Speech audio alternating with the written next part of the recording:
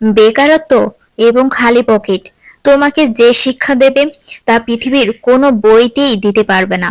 একটা বাচ্চাকে উপহার না দিলে হয়তোবা সে কিছুক্ষণ কাঁদবে, কিন্তু সংস্কার এমন একটা জিনিস যা না দিলে সে সারা জীবন কাঁদবে।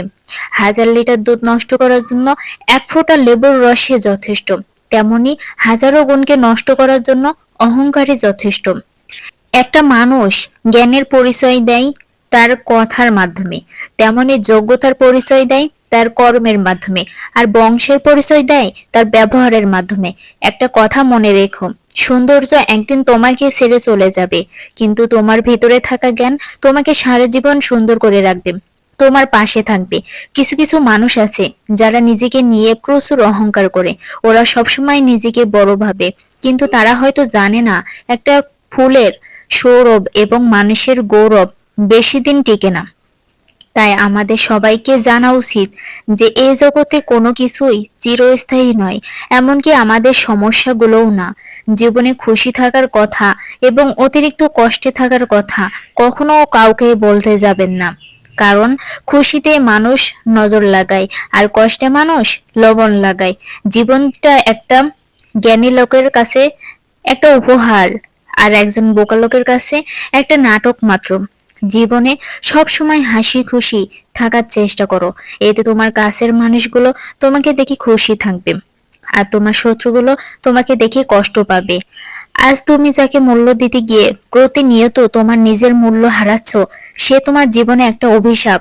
মানুষ অপরজনদের থেকে পাওয়া ভালোবাসা আর আপনজনদের থেকে পাওয়া অপমান সারা জীবন মনে রাখে।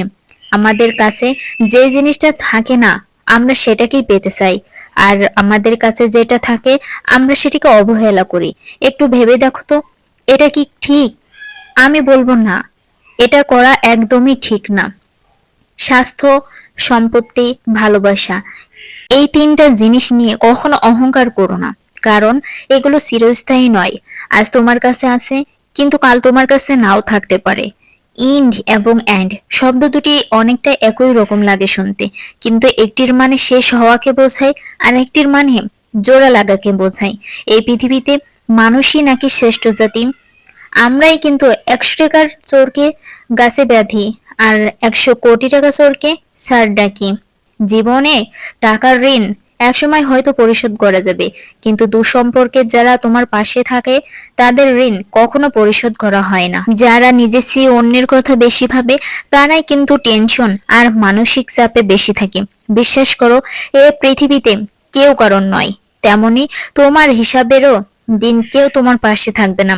দেরিতে হলেও আমরা একটা সময় পর বুঝতে পারি যে তর্ক করার থেকে নীরব থাকাই ভালো। মনে রাখো, স্বার্থপর মানুষরা কখনো আপন হয় না। পৃথিবীর সবথেকে সুন্দর দৃশ্য হলো কারোর মুখে হাসি। তোমার কারণে যদি একটা মানুষের মুখে হাসি ফোটে, তাহলে তার চেয়ে শান্তি আর কোথাও নেই। ভিডিওটি শুনে যদি তোমার ভালো লেগে থাকে, তোমার যদি কোনো উপকার হয়ে থাকে, তাহলে অবশ্যই আমার চ্যানেলটাকে সাবস্ক্রাইব করে পাশে থাকবা এবং একটা লাইক দিয়ে যাবা। ধন্যবাদ।